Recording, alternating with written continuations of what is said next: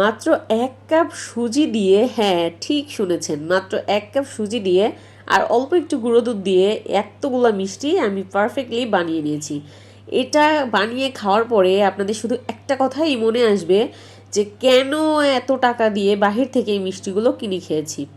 তাহলে চলুন রেসিপিটা শুরু করা যাক, একেবারে ইজিলি দেখিয়ে দিব। প্রথমে একটা প্যানে নিয়ে নিচ্ছি 2 টেবিল চামচ পরিমাণে ঘি। এই মিষ্টিটা বানাতেই কিন্তু ঘিটা ব্যবহার করতেই হবে, মাস্ট বি।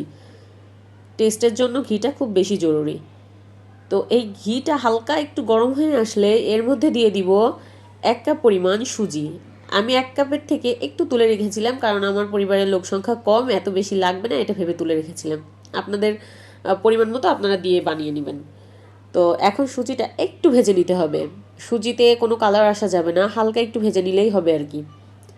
একেবারে লো হিটে ভাজবেন, যেন সুজি নিচ থেকে ধরে যায় না, পুড়ে যায় না, এরকম যেন না হয়, তাহলে কিন্তু মিষ্টিটা খেতে অত বেশি ভালো হবে না। তো এই যে আমি একটু ভেজে নিয়েছি। আর আরেকটা টিপস আপনাদের সাথে শেয়ার করি, সুজিটা ভেজে নেওয়ার পরে নেড়েচেড়ে একটু ঠান্ডা করে নেবেন, তারপরে যে দুধটা ব্যবহার করবেন সেটা ব্যবহার করবেন, না হলে কিন্তু সুজিটা দলা পেকে যাবে। আমি এখানে টোটাল ব্যবহার করেছিলাম 1.5 কাপ পরিমাণে দুধ। গরুর দুধটা আগে থেকে জাল করে রেখেছিলাম, সেটা ঠান্ডা করে নিয়ে তারপরে ব্যবহার করেছি, মানে ফ্রিজের ঠান্ডা না, এমনি রুম টেম্পারেচার আর কি। আর এখানে দিয়েছি হালকা 1 চিমটি পরিমাণের জর্দার রং, আপনারা চাইলে এটা অ্যাভয়েড করতে পারেন, কোনো সমস্যা নেই।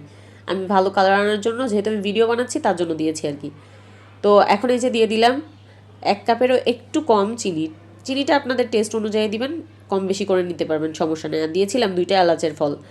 তো দিয়ে এই যে একটা ডো টাইপ বানিয়ে নিয়েছি। তো বানিয়ে নেওয়ার পরে এখন যখন এটা হাতে সহমতো একটু ঠান্ডা হয়ে আসবে, তারপরে এখানে দিয়ে দিচ্ছি গুঁড়া দুধ। গুঁড়া দুধটা আমি নিয়েছিলাম 1/4 কাপ পরিমাণে, আমার পুরোটা লাগে নাই, যতটুকু মানে এখানে আমার মনে হয়েছে একটা ডো বানানোর জন্য পারফেক্ট, ততটুকু দিয়ে বাকিটা আমার রয়ে গেছিলো, প্রায় 1 চামচ মতো বেঁচে গেছিলো আর কি। তো যাই হোক, এখন এই যে আপনারা বানাতে গেলে এরকম ডো যখন তৈরি করবেন তখনই আপনারা নিজেরাই বুঝতে পারবেন। তো এখন এই যে আমি সুন্দর করে এটাকে মাখিয়ে নিচ্ছি, এই যে দেখেন কতটা স্মুথ একটা বানিয়ে নিয়েছি ডো। আপনারা কিন্তু এভাবে হাতের সাহায্যে খুব সুন্দর করে মাখিয়ে নেবেন। আর আমি এই ডোটা মাখানোর সময়ও 1 চা চামচ ঘি ব্যবহার করেছিলাম, সেটা স্কিপ হয়ে গিয়েছে, আপনারা দিয়ে দিবেন, তাহলে একটু টেক্সচারটা ভালো হবে আর কি। তো এই যে এখন আমার একেবারে ডোটা রেডি। আমি এখন মিষ্টির সাইজ মানে যেভাবে আপনাদের ইচ্ছা সেভাবে শেপ দিতে পারেন। আমি এটার যে অরিজিনাল চমচমের যে একটা শেপ হয় সেটা দিয়ে বানিয়ে নিচ্ছি। তো আপনারা আপনাদের ইচ্ছে মতো সাইজ টাইজ দিয়ে বানিয়ে নেবেন। তো এখন সবগুলো মিষ্টিই আমি বানিয়ে নিচ্ছি।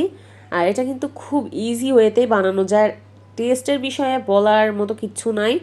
তো এখন এই যে দেখেন সবগুলো আমার বানিয়ে নেওয়া হয়ে গিয়েছে। আর এখন এটাকে আমি ভাপ দিয়ে নিব, মানে স্টিম করে নিতে হবে আর কি। তো স্টিম করার জন্য এই যে আমি একটা পাতিলে একটু পানি নিয়েছি, আর এই যে এরকম একটা চালনি টাইপের নিয়ে এখন সবগুলো মিষ্টি এর উপর দিয়ে দিব। তার আগে হালকা একটু ঘি ব্রাশ করে দিচ্ছি। তো এটা দিলে মানে মিষ্টিগুলো তোলার সময় লেগে যাবে না।